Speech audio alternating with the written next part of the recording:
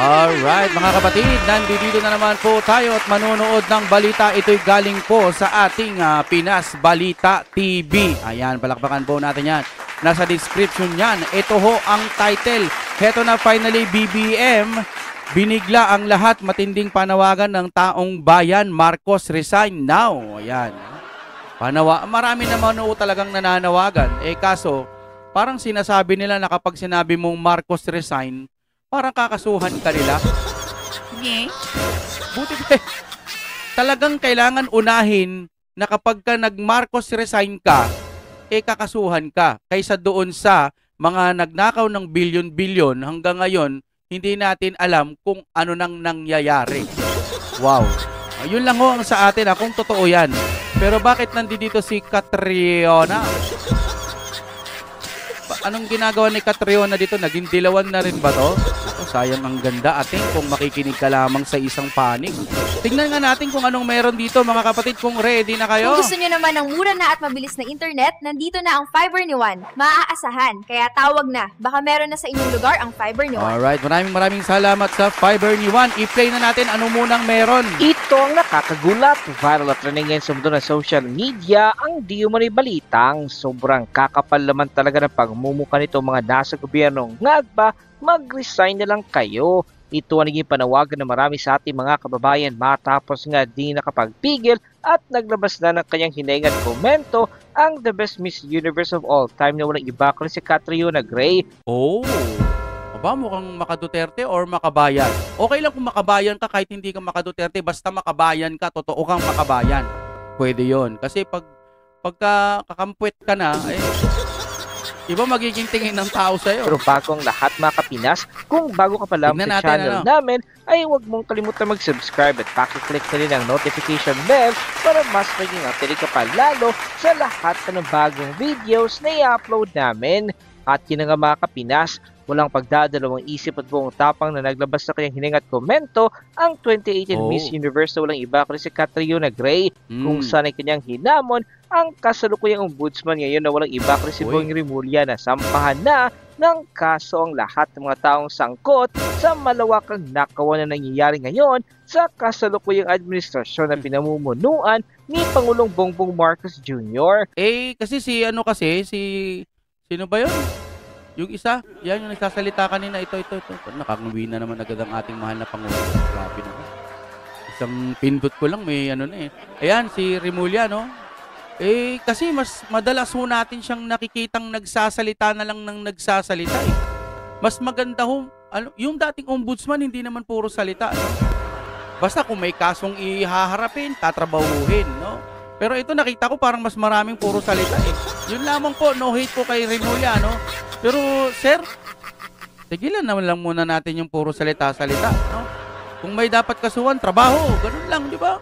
Tuloy natin, Pinamumuno protest sa People Power Monument sa EDSA nitong linggo at hinimok niya ang mga Pinoy na walang mag-move on hanggat walang mananagot kaugnay ng controversy na umano'y maanumalyang flood control projects. And to those who think the Filipino spirit is weak, nagkakamali kayo. Sinasabi nila na Filipino have short memory. It's easy for us to forget and forgive. Ayon kay Catriona Gray nang magbigay ng talumpati sa stage. But believe us when we say we will not forget what you did at walang mag-move on hanggat walang mananagot. We are the generation who will not let very good yan. Corruption win.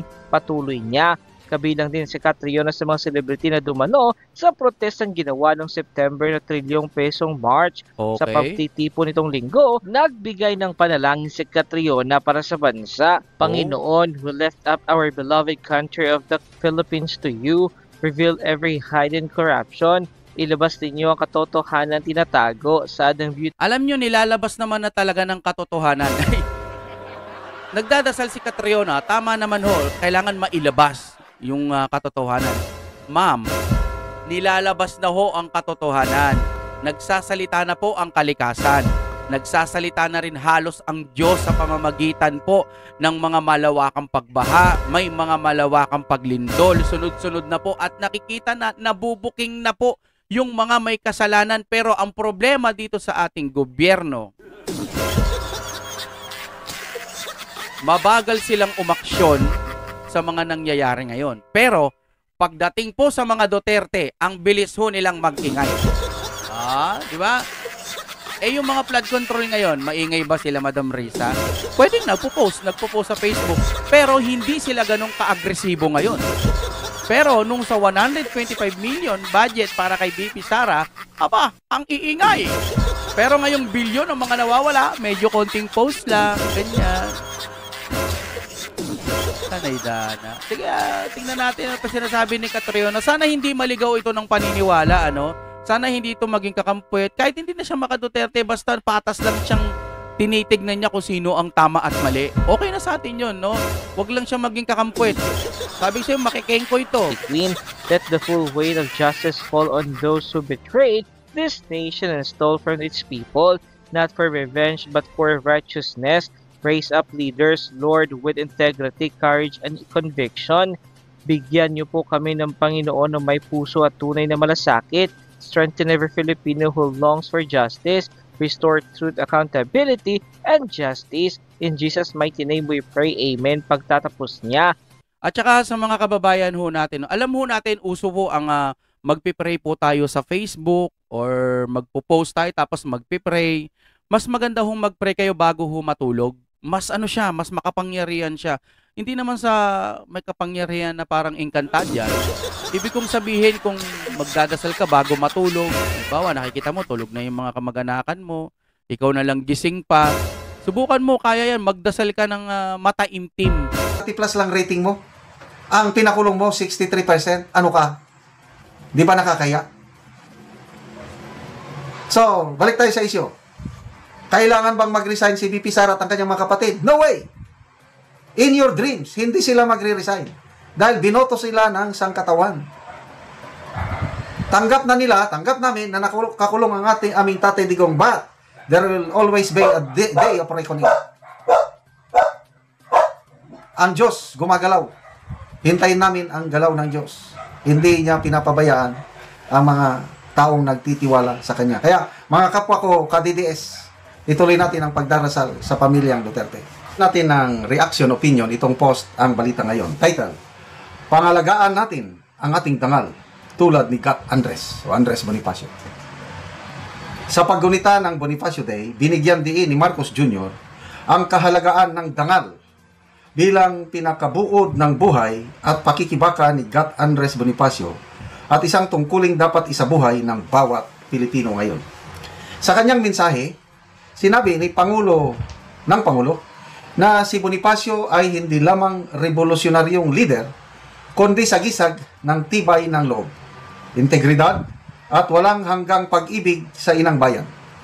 Sa harap ng mga hamon ng kasalukuyang panahon, iginiit niya na dapat tularan ng sambayanan ang katapangan at kaprinsipyo ng Supremo. Ito ang sabi ng Pangulo, tulad ni Gat Andres, pangalagaan natin ang ating dangal. Dangal, meron ba siya? Tanong lang naman. Tinignan ko ang meaning ng honor. Honor is great respect, high esteem, paggalang, nire-respeto. Yun ang meaning ng ano. Nire-respeto pa ba siya ng nakakaraming Pilipino? May dangal pa ba na naiiwan? Yan ang pag-usapan natin. Pangalagaan natin ang ating dangal at manatiling puspos ng kadakilaan sa mga gawain para sa ikabubuti ng lahat. Ang mag-insert. Mag-insert ng billions of pesos. May dangal ba yun?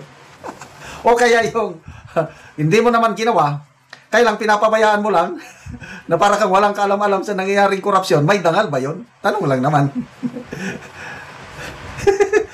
Buong lugod nating isa puso ang tungkulin, wala nang hihigit pa sa pag-ibig ng ating inang bayan. Palakpak naman dyan. Ang sarap pakinggan ng speech ng Pangulo eh. In fairness, magaling siyang magsalita. Pag hindi mo siya kilala talagang mabubudol ka.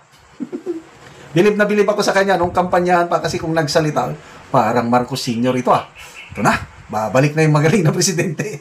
Kaya lang, iba pala. Hindi siya katulad sa kanyang ama. Malayo siya sa kanyang ama. Ano ba? Yun lang pala. Yan.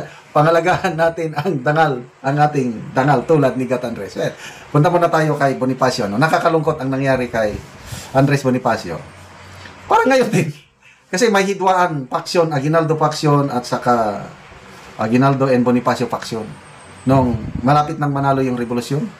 So ang nanaig, Aguinaldo faction, kaya itong Bonifacio, silang magkapatid, pinagurgor ng mga tauhan ni Aguinaldo. Ganun pang nangyari. Sakit. So, ganun ata ang style ng politika. Ang pinagawayan nila, politika din eh. So ito na, mga ngayon. Ang presidente, pinakidnap. Ang dating presidente, pinakulong sa ano. Parang sobra pa sa pinatay. Kung ako si Tatay Digong, kung ako ang kalasa kaganig Tatay Digong, mabuti pa. Pinatay nyo na lang ako kaysa yung ikinulong ng doon sa napakalayo. Ayan na lang. Yung ginawa niya kay Tatay Digong. May dangal ba yun? Karangalan ba yun ng isang bansa? Sabi nga ni Atty. Guanzon, kahit ikinulong ka, basta dito lang. Kung may kasalanan man si Tatay Digong sa kanyang war on pulburon, sige, litisin ninyo. Buhay na buhay ang justice system ng Pilipinas. Bakit hindi dito siya litisin? Bakit kailangan mo pang dalhin sa isang banyagang korte? May dangal ba yun? Nire-respeto ba siya ng nakakarami ngayon? Yun ang tanong. Kasi ang honor is respect. Great esteem. May nagrally. May nagrally, pro-BBM rally ngayon. Ilan sila? Sinabayan nila yung trillion peso march ng mga kakampi. Ilan? Yung pro-BBM rally, 30 to 50 persons lang. Yan ang kanyang dangal. I-compare mo sa 650,000 members ng Iglesia ni Cristo na galit sa nangyayaring korupsyon sa kanyang administrasyon. May dangal ba yun? Ang dangal, kuminsan may tinatawag tayong word of honor. Palabra de honor. Dangal sa salita. Noong una, palagi niyang sinasabi, wala nang jurisdiction ang